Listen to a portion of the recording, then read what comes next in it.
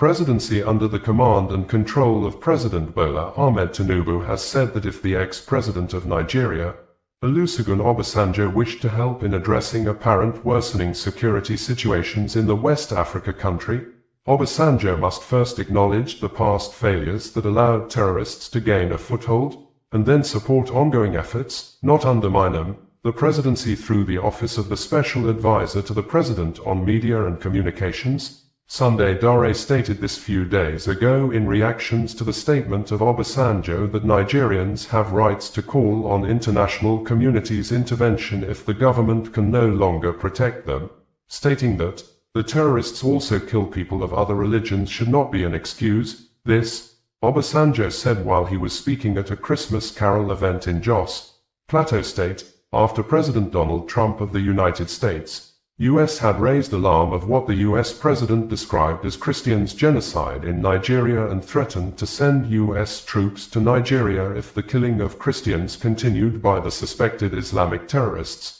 a presidential statement that has seen spike in the activities of kidnapping and killings in Nigeria and thus creating more attention to the apparent unsafe nature of the country, which included the abduction of 25 schoolgirls from Government Girls Comprehensive Secondary School, Maga, Kebbi, the kidnapping of 38 worshippers in Eruku, Kwara, and the mass abduction of over 300 students and teachers still in captivity at a Catholic school in Niger State, with daily wave of coordinated attacks across the northern and southern parts of the country, wherein the bandits, often suspected to be Fulani herdsmen, have abducted monarchs, worshippers, a bride, married couples, students and travelers, taking at least 600 people as captives within 14 days. And the rising unsafe nature of things could have made the Nigeria's defense minister, Alhaji Mohammed Badaru Abubakar, to tender resignation letter on Monday, while the immediate past Chief of Defense Staff,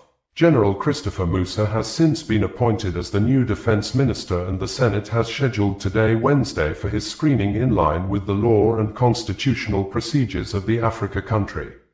According to Obasanjo, no matter what religion you belong to, no matter where you come from, no matter what profession, we Nigerians are being killed.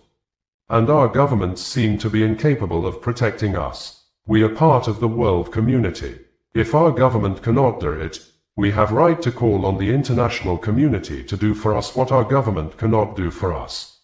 And for anybody to say because those who are being killed belong to this region, belong to this religion, belong to this tribe, and then others too are being killed, cannot be an acceptable excuse. Before I left government, I know we had capacity to pick up anybody in Nigeria who commits crime anywhere. The capacity that we didn't have then is, after we have identified and located such a criminal, we have no capacity to be able to pick him up without moving on land or by air. Now we have capacity with drones. You can take him up. Why are we not doing that? Why are we apologizing? Why are we negotiating? In a statement on Sunday, Dare warned that Obasanjo's comments risk distorting the security realities and undermining public confidence. He argued that if the former president truly intends to contribute meaningfully, he must first accept responsibility for past failures. Sunday Dare, in the statement titled, "Between Tinubu's Capability and the Ignobility of Pseudo-Statesmanship," stated that the recent comments by a former president and a few habitual presidential aspirants attempting to paint the Tinubu administration as unable to protect Nigerians are not merely hypocritical but ignoble. They ignore the hard truth: Nigeria is facing terrorists. All of them, by every definition, be they international, regional, or local. Yet the very individuals who looked away when these threats first sprouted now want to sit in judgment. Nigerians know better. The suggestion that Nigeria should effectively subcontract its internal security to foreign governments is not statesmanship. It is capitulation. Before recommending surrender, the former president should reflect on what he failed to do when these terrorists first began organizing under his watch.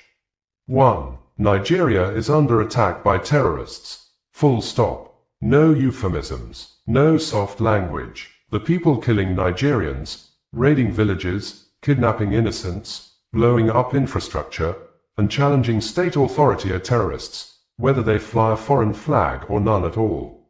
Nigeria today confronts a multi-layered terrorist ecosystem that includes internationally designated terror organizations, ISIS-linked and Al-Qaeda-linked franchises across the Sahel, local violent extremist groups masquerading as bandits, cross-border terrorist cells exploiting porous frontiers, ideological insurgents and criminal terror hybrids operating in ungoverned spaces. These actors collaborate. They share money, ideology, weapons, intelligence, and logistics.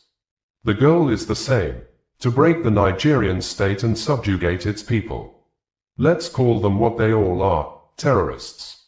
2. Terrorism took root on his watch and grew because it was not stopped. It is historical fact that the ideological foundations and early cells of Boko Haram were incubated during Obasanjo's civilian presidency. While they recruited, indoctrinated, built camps, and flaunted authority, the state failed to act decisively. What began as a preventable extremist sect transformed into a violent insurgency, a cross-border terrorist franchise, a regional menace aligned with global jihadist movements. For the leader under whom the first seeds of terrorism were allowed to germinate to now issue public lectures is not just ironic, it is reckless. 3. Tinubu's strategy meets the threat head-on. President Tinubu is not facing a conventional security challenge. He is confronting terrorism in full-spectrum form, both internal and transnational. His strategy is clear: kinetic pressure, modernizing military capability, intensifying intelligence-led operations, squeezing terrorist mobility and dismantling logistics, retaking and holding territory, non-kinetic dominance, restoring governance in underserved and contested zones, deploying economic stabilization and community programs, counter-radicalization and reintegration initiatives, building trust to deny terrorists the human terrain they exploit, whole of government, whole of nation. Because terrorists thrive in division, Nigeria defeats them through unity. Sovereignty first. Nigeria will cooperate internationally, yes, but it will not outsource its security or raise a white flag because someone who once had the chance lost his nerve. Yes, Nigeria needs the support and understanding of the United States, and that is already ongoing. And of course the collaboration of other allied nations. The crime at hand is transnational. Every ungoverned space must come under scrutiny. 4. Leaders who undermine Nigeria strengthen terrorists. When former leaders disparage the nation's capacity, they hand psychological victories to the very terrorists murdering, kidnapping and extorting Nigerians, terrorizing Nigerians in plain language. A real statesman offers support, not sound bites. If Obasanjo wishes to help, he should acknowledge the past failures that allowed terrorists to gain a foothold, and then support ongoing efforts, not undermine them.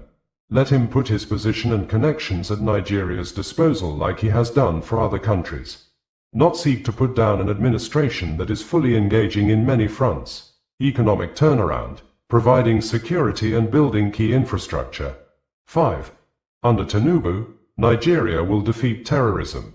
President Bola Ahmed Tinubu remains committed to securing every inch of Nigeria by confronting terrorists with strength, unity, and a whole-of-government strategy. Let all patriots join hands now and not raise alarms. This administration will not be distracted by selective amnesia wrapped in elder statesmanship, nor will it allow those who midwifed Nigeria's early security failures to rewrite history. Olusegun Obasanjo, bringing you the news in a more digital way.